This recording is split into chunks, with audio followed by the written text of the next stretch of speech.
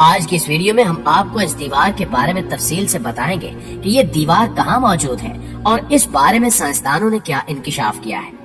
اس کے علاوہ ہم آپ کو یہ بھی بتائیں گے کہ یاجوج ماجوج کس نبی کی اولاد میں سے ہے اور احادیث نبوی میں یاجوج ماجوج کے ظہور کے بارے میں کیا کیا ارشادات ہیں۔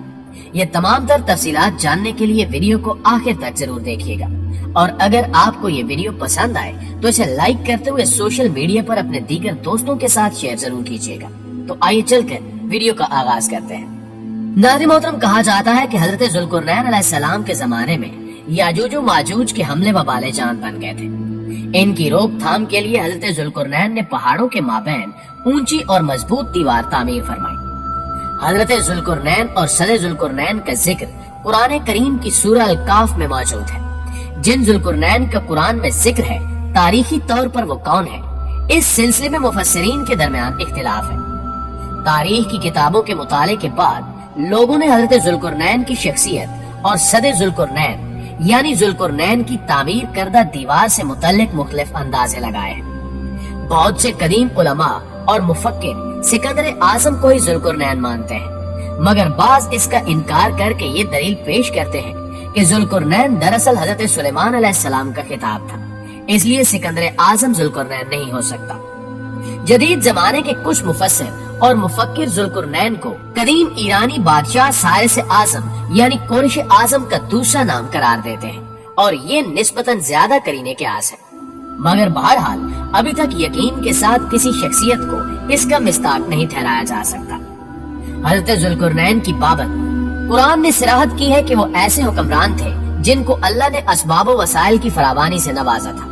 وہ مشرقی اور مغربی ممالک کو فتح کرتے ہوئے ایک ایسے پہاڑی درے پر پہنچے جس کی دوسری طرف یاجوج اور ماجوج تھے۔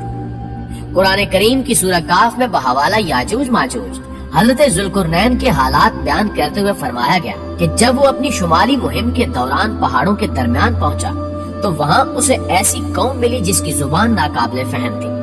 تاہم جب ترجمان کے ذریعے گفتگو ہوئی تو انہوں نے عرض کیا کہ یاجوج ماجوج اس سرزمین پر فساد پھیلاتے ہیں، لہٰذا تو ہمارے اور ان کے درمیان ایک سد یعنی دیوار تعمیر کر دے۔ اس طرح حضرت ذوالقرنین نے اس قوم کو یاجوج ماجوج کی یلغار سے بچانے کے لیے دیوار بنائی، اور جو دیوار بنائی گئی وہ کوئی خیالی اور مانوی نہیں بلکہ حقیقی ہے، جو لوہے اور پگھلے ہوئے تانبے سے بنائی گئی تھی، جس سے وقتی طور پر یاجوج ماجوج کا فتنہ دب گیا۔ جب یہ دیوار تعمیر ہو گئی تو حضرت ذوالقرنین نے اللہ کا شکر ادا کیا جس نے یہ دیوار بنانے اور لوگوں کو آئے دن کی پریشانیوں سے نجات دلانے کی توفیق بخشی، مگر ساتھ ہی لوگوں کو یہ بھی بتا دیا کہ یہ دیوار اگرچہ بہت مضبوط اور مستحکم ہے مگر یہ لازوال نہیں، اور جو چیز بھی بنی ہے بالآخر فنا ہونے والی ہے، اور جب میرے رب کے وعدے کا وقت قریب آئے گا تو وہ اس کو پیوند خاک کر دے گا، اور میرے رب کا وعدہ برحق ہے۔ پیارے ساتھیوں، یاجوج ماجوج کے بارے میں ایک سوال کثرت سے پوچھا جاتا ہے کہ یہ کس نبی کی اولاد ہے، تو یاد رہے کہ یاجوج ماجوج حضرت نوح علیہ السلام کے تیسرے بیٹے یافس کی اولاد میں سے ہے۔ یہ کہا جاتا ہے کہ یاجوج اور ماجوج انسانی نسل کے دو بڑے وحشی قبیلے گزرے ہیں جو اپنے ارد گرد رہنے والوں پر بہت ظلم اور زیادتیاں کرتے اور انسانی بستیاں تک تاراج کر دیتے تھے۔ قرآن مجید کی آیات، تورات کے مطالب اور تاریخی شواہد سے معلوم ہوتا ہے کہ یہ لوگ شمال مشرقی ایشیا میں زندگی بسر کرتے تھے اور اپنے وحشیانہ حملوں کے نتیجے میں ایشیا کے جنوبی اور مغربی علاقوں میں مصیبتیں برپا کرتے تھے۔ بعض تاریخ دانوں نے ان کے رہائشی علاقے کو روس کے دارالحکومت ماسکو اور توبل سیک کے آس پاس کا بتلایا ہے، اور بعض کا خیال ہے کہ یاجوج ماجوج کی شہر تبت اور چین سے بحر منجمد شمالی تک اور مغرب میں ترکستان تک پھیلے ہوئے تھے۔ رہی یہ بات کہ صد ذوالقرنین کہاں واقع ہے تو اس میں بھی اختلافات ہیں، کیونکہ آج تک ایسی 5 دیواریں معلوم ہو چکی ہیں جو مختلف بادشاہوں نے مختلف علاقوں میں اور مختلف ادوار میں جنگجو قوموں کے حملوں سے بچاؤ کی خاطر بنوائی تھی۔ ان میں سے سب سے زیادہ مشہور دیوار چین ہے، جس کی لمبائی کا اندازہ 1200 میل سے لے کر 1500 میل تک کیا گیا ہے اور اب تک موجود ہے۔ لیکن واضح ہے کہ دیواریں چین لوہے اور تانبے سے بنی ہوئی نہیں ہے اور نہ وہ کسی چھوٹے کوہستانی درے میں ہے۔ بعض محققین کا اصرار ہے کہ یہ وہی دیوار مارب ہے جو کہ یمن میں ہے۔ یہ ٹھیک ہے کہ دیوار مارب ایک کوہستانی درے میں بنائی گئی ہے، لیکن وہ سیلاب کو روکنے کے لیے और पानी जखीरा करने के मकसद से बनाई गई है, और वैसे भी वो लोहे और तांबे से बनी हुई नहीं है। जबकि उलमा और मुहक्किकीन की गवाही के मुताबिक सरजमीन कफकाज में दरियाए हजर और दरियाए स्याह के दरमियान पहाड़ों का एक सिलसिला है जो एक दीवार की तरह शुमाल और जनूब को एक दूसरे से अलग करता है। उसमें एक दीवार की तरह का दर्रा भी मौजूद है जो मशहूर दर्रा दारयाल है। यहाँ अब तक एक कदीम तारीखी लोहे की दीवार नजर आती है। इसी बिना पर बहुत से लोगों का नजरिया है कि दीवार जुल्कुरनैन यही है। अगरचे दीवार जुल्कुरनैन बड़ी मजबूत बनाई गई है जिसके ऊपर चढ़कर या उसमें सुराख करके याजूज माजूज का इधर आना मुमकिन नहीं, लेकिन जब अल्लाह का वादा पूरा होगा तो वो इसे रेजा रेजा करके जमीन के बराबर कर देगा। इस वादे से मुराद क़यामत के करीब याजूज माजूज का ज़हूर है। प्यारे दोस्तों, सही बुखारी की एक हदीस में हजूर नबी करीम सल्लल्लाहु अलैहि वसल्लम ने उस दीवार में थोड़े से सुराख को फितने के करीब होने से ताबीर फरमाया। और एक हदीस में आता है कि याजूज माजूज हर रोज उस दीवार को खोदते हैं और फिर कल के लिए छोड़ देते हैं, लेकिन जब अल्लाह की मशीयत उनके खरूज की होगी तो फिर वो कहेंगे कि कल इंशाल्लाह इसको खोदेंगे और फिर दूसरे दिन वो उससे निकलने में कामयाब हो जाएंगे और जमीन में फितना और फसाद फैलाएंगे, यानी इंसानों तक को खाने से गुरेज नहीं करेंगे। तो अल्लाह ताला की तरफ से हजरत ईसा अलैहिस्सलाम को हुक्म होगा कि वो मुसलमानों को तूर की तरफ जमा कर लें, क्योंकि याजूज माजूज का मुकाबला किसी के बस में नहीं होगा। हजरत ईसा अलैहिस्सलाम और उनके साथी उस वक्त ऐसी जगह खड़े होंगे जहाँ ग़िज़ा की सख्त किल्लत होगी। फिर लोगों की दरखास्त पर हजरत ईसा अलैहिस्सलाम याजूज माजूज के लिए बद्दुआ फरमाएंगे।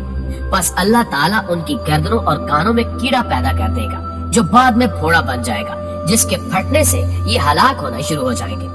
सब के सब मर जाएंगे और इनकी लाशों से एक बालिश भी जमीन खाली नहीं होगी और हर तरफ इनकी लाशों की गंदी बू फैल जाएगी। फिर हजरत ईसा इब्ने मरियम दुआ करेंगे तो अल्लाह जल्ल शानहू ऊंट की गर्दन के बराबर परिंदे भेजेंगे जो इनकी लाशों को उठाकर जाने कहां फेंक देंगे। फिर एक बारिश होगी जिससे कुल जमीन साफ शफाफ हो जाएगी और हर तरफ हरियाली और खुशहाली होगी। सही मुस्लिम में नवाज बिन समान की रिवायत में वजाहत की गई है कि याजूज माजूज का ज़हूर हजरत ईसा अलैहिस्सलाम के नज़ूल के बाद इनकी मौजूदगी में होगा, जिससे उन मुफस्सिरीन की तरदीद हो जाती है जो कहते हैं कि तातारियों का मुसलमानों पर हमला या मंगोल तुर्क जिनमें चंगेज खान भी था या रूसी और चीनी कौमें यही याजूज और माजूज है जिनका ज़हूर हो चुका है। मगरबी कौमें ये ख्याल करती हैं कि इन्हीं अफराद का पूरी दुनिया में गलबा और तसल्लुत है, मगर ये सब बातें गलत है, क्योंकि याजूज माजूज के गलबे से सियासी गलबा मुराद नहीं है, बल्कि कत्ल गारत गरी और शर फसाद का वो आर्जी गलबा है। लिहाजा ये कहना कि याजूज माजूज जाहिर होने को है, ये सब झूठ के सिवा कुछ भी नहीं है। लेकिन इस हवाले से आप दोस्तों की राय क्या कहती है, कमेंट करके हमारे साथ शेयर जरूर कीजिएगा। तो इंशाल्लाह आपसे मुलाकात होती है अगली वीडियो में। तब तक अपना ख्याल रखिए। अल्लाह निगहबान। करने की ताकत किसी के पास नहीं होगी। ये जमीन पर मौजूद सारा पानी पी जाएंगे, हर किस्म की खेती और फल खा जाएंगे। जो कुछ उनके रास्ते में आएगा सब नीस्तो नाबूद और तबाह बर्बाद कर देंगे।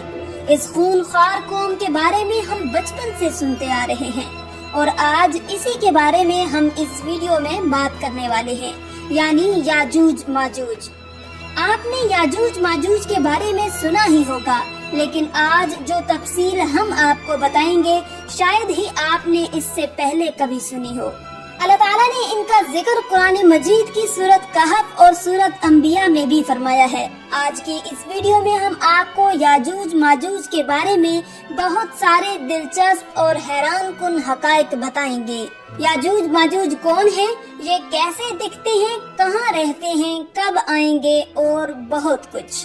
नाज़रीन, दुनिया में कुल 4 बादशाह ऐसे गुजरे हैं जिन्होंने अपने वक्त में पूरी दुनिया पर हुकूमत की है। पूरी दुनिया पर उनकी हुकूमत थी, जिनमें से 2 मुसलमान थे और 2 गैर मुस्लिम थे।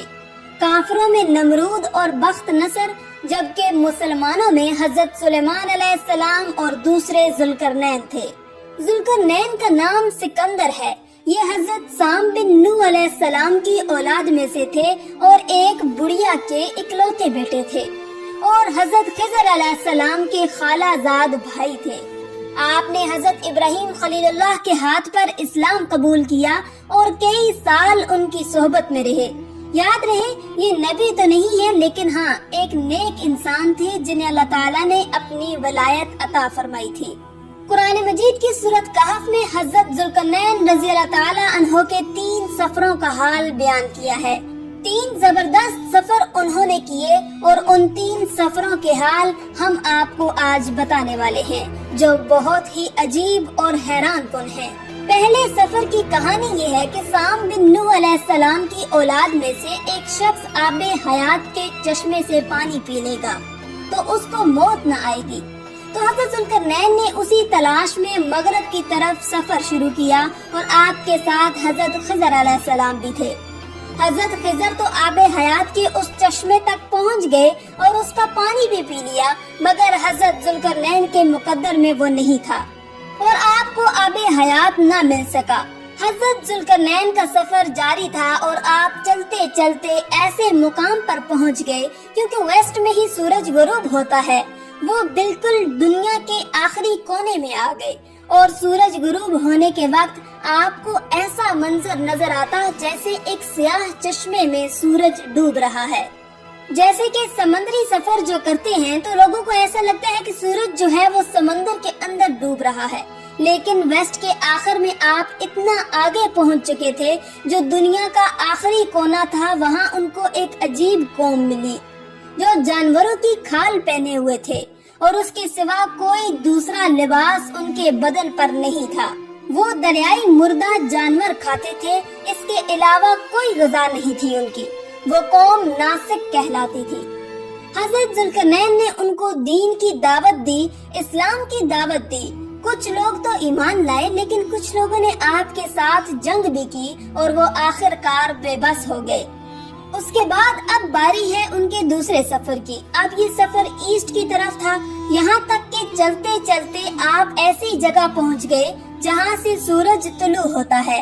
आप सूरज तुलू होने की जगह पर जा पहुँचे। आपने वहाँ पर देखा कि वहाँ पर ऐसी कौम है जिनके पास कोई इमारत और मकानात नहीं है। उन लोगों का ये हाल था कि जब सूरज तुलू हो जाता तो ये गारों में चले जाते, जमीन के अंदर चले जाते, और जब सूरज ढल जाता तो गारों से निकलकर अपनी रोजी की तलाश में निकल जाते। ये लोग मनसिक कहलाते हैं। इनकी कौम का नाम था मनसिक। हजरत जुल्करनैन ने उन लोगों के मुकाबले में भी अपनी इस्लाम की दावत पेश की। इसी तरह कुछ लोग ईमान लाए और कुछ लोग अड़े रहे और आपसे जंग भी की, लेकिन बहरहाल आपने उन लोगों को भी काबू कर लिया। अब उनका तीसरा सफर था नॉर्थ की तरफ। यहाँ तक कि आप सदीन यानी 2 पहाड़ों के दरमियान पहुँच गए तो वहाँ भी आबादी अजीबो गरीब थी। उनकी जुबान बहुत अजीबो गरीब थी। उन लोगों के साथ इशारों में भी बहुत मुश्किल से बातचीत की जा सकती थी। उन लोगों ने हजरत जुल्करनैन से याजूज माजूज के मुजालिम की शिकायत की और आपसे मदद मांगी कि आप हमें इन जालिमों से बचाएं। नाज़रीन, याजूज माजूज ये कौन थे? ये याफिस बिन नूह अलैहिस्सलाम की औलाद में से एक फसादी गिरोह है और उन लोगों की तादाद बहुत ज्यादा है, जिसका अंदाजा इन हदीसे मुबारका से आप लगा सकते हैं कि हजरत अब्दुल्ला बिन उमर रजी अल्लाह ताला अन्हो ने फरमाया कि जिन्हों इंस के कुल 10 हिस्से हैं और उनमें से 9 हिस्से याजूज माजूज हैं, बाकी 1 हिस्सा इंसान है। अब जरा गौर करें कि अगर इस वक्त दुनिया में 7 बिलियन इंसान, 7 अरब लोग हैं, तो उस हिसाब से तकरीबन 70 बिलियन याजूज माजूज हो सकते हैं और उनकी तादाद बढ़ रही है। और जिस वक्त याजूज माजूज आएंगे, न जाने उस वक्त दुनिया में कितने लोग होंगे, तो वो 10 गुना ज्यादा होंगे। 10 गुना इंसानों से ज्यादा याजूज माजूज की तादाद होगी। याजूज माजूज ये औलादे आदम अलैहिस्सलाम से हैं। इनमें मर्द भी होते हैं और औरतें भी होती हैं और इनके 3 गिरोह हैं, एक तावील, दूसरा तारीस, तीसरा मुनसिक। इनमें जो भी मरता है तकरीबन 1000 या इससे जायद औलाद छोड़कर मरता है। ये लोग बहुत खूनखार और बहुत वहशी और जंगली हैं, क्योंकि जानवरों की तरह रहते हैं।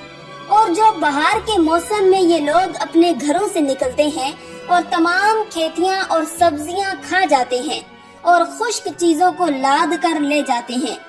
आदमियों, जंगली जानवरों, यहाँ तक के सांप, बिच्छू, गिरगिट, सब कुछ, छोटे बड़े जानवर सबको खा जाते हैं।